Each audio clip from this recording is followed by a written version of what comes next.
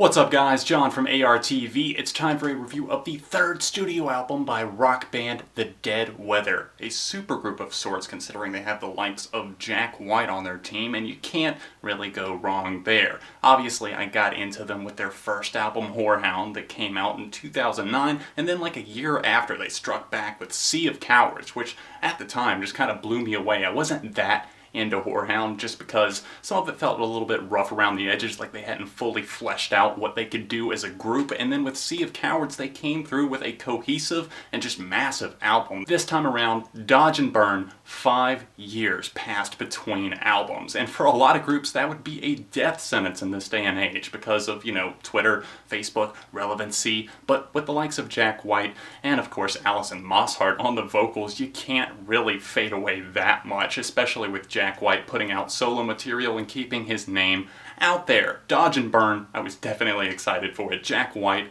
of the Raconteurs, the White Stripes, his solo stuff, along with Jack Lawrence, Alison Mosshart, and of course the drummer as well, whose name I can't really pronounce, so I'm not going to really try to because I'll probably butcher it, of Queens of the Stone Age type fame. They came together over the past year or so and recorded in their spare time, made an album, and it turns out to be their best work to date. Now I have to say that I had mediocre expectations for this, considering the recording took place here and there. I was like, how cohesive and coherent is this album even going to feel? Is it going to feel like a true Dead Weather release, or is it just going to be something that they put out there and it's going to feel like a collection of singles? Well, surprisingly, after re-recording some of the songs like Rough Detective, Open Up, and a couple of the other tracks that they released beforehand as singles all the way back in like 2013 and 2014, promising that 2015 release, they've all been re-recorded, remastered, and everything comes together and sounds phenomenal. They've got everything from the likes of hard rockers like the opening I Feel Love Every Million Miles, which is easily one of my favorite tracks of the year so far. Just such a blissful listen that I leave on repeat. I want to hear it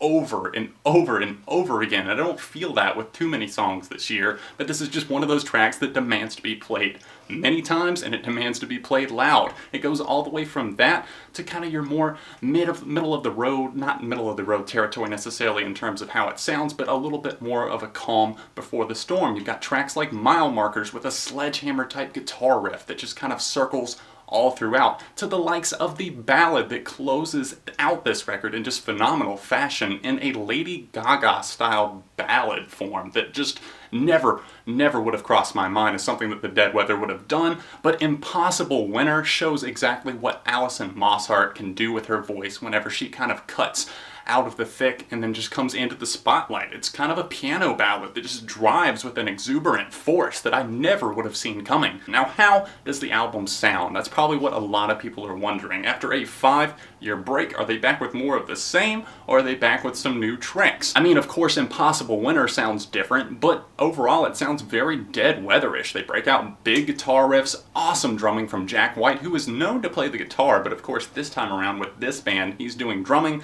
and some of the backing vocals, and whenever they pair up together with White and Mosshart on the vocals, just absolute ecstasy. You can never go wrong with that, especially on tracks like Open Up, which is just such a hard rocking force that doesn't back down. Towering vocals from each of these. Whenever they clash together on the Open Up, that's enough refrain. It's just something that gets stuck inside your head. You want to hear more of that. Now the album does hit a bit of a lull right off the start almost after the tracks I Feel Love and of course the awesome Buzz Killer, which you can't really go wrong with. It's another re-recorded tune that appears on this thing. But with the tracks Let Me Through and then right after that, $3 Hat, I had a little bit of a hard time getting into them, at least at first. Now, $3 Hat is definitely one that has progressed and possibly is going to turn into one of my favorites on this thing, but it's something that I don't think is going to connect with every single listener. $3 Hat is one that sees Jack White opening things up on the vocals here, just a little bit more of a downtrodden fashion. Things are a little bit glitchy in the background in terms of the instrumental, and then it progresses, and then it kind of changes up. There's like a shift in terms of the style, the guitars and the drums and everything kicking in, and of course Mosshart finally taking over on the vocals, and then they kind of find a way to pair it up and tie it all together. It's a very intricate and interesting tune that I'm glad is on this record, but like I said, I don't think it's going to be for everyone. I'm loving the chaos in the track Be Still. It's one that kind of builds up. It's got kind of the buzzing bass, the boom, boom, the attack and release, and then it kind of steadily builds into that chaotic meltdown that is something that appears on the track Cop and Go as well, but I think it plays out best there, and of course this track as well. It kind of just blends in vocals, drums, and everything just gets louder and louder, a nice crescendo there, and I have to applaud them for the track. I'm kind of on the fence with the next to last tune, Too Bad, that appears on Dodge and Burn, an album title that I have to point out that I love. Love the cover on it as well. I don't know why I'm thinking of that right now, but of course Jack Lawrence with the 6 fingers, that explains how he does all that intricate bass work. It has to be.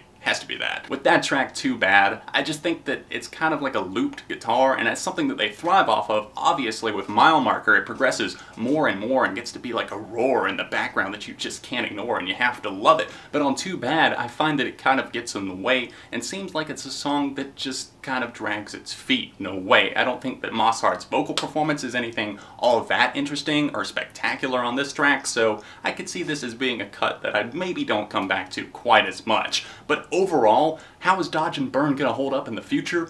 I think it's going to be a relatively good or to moderately high replay factor, something that I could see myself coming back to in 5 years like I do with Sea of Cowards. Can't wait to pick up this thing on vinyl. Some of my favorite tracks, like I was talking about, the blissful Cop and Go, which is just a hard, face-melting rocker, all the way to the track Impossible Winner, and of course I Feel Love Every Million Miles. If you've enjoyed this band in the past, you're probably going to like a lot of aspects about this thing. The re-recorded songs sound great, especially Rough Detective, Open Up, and the hard-hitting Buzz Killer. All 3 of those just sound absolutely phenomenal. Me personally, loving the hell out of this record. I'm going to say 4.5 out of 5 for the Dead Weather's Dodge and Burn. So if you've heard Dodge and Burn, the long-awaited 3rd studio album by the Dead Weather, let me know your thoughts on it in the comments section down below. While you're there, maybe smash that like button to let me know that you enjoyed the review, and subscribe to the channel because friends don't let friends go unsubscribed. If you'd like, you can check out my second channel by clicking right here, or the link in the description down below, or you can go right here to see the last review that I did. All of my social media links, along with more information about the album, are included in the description. Other than that, I'll see you very soon, right here on ARTV.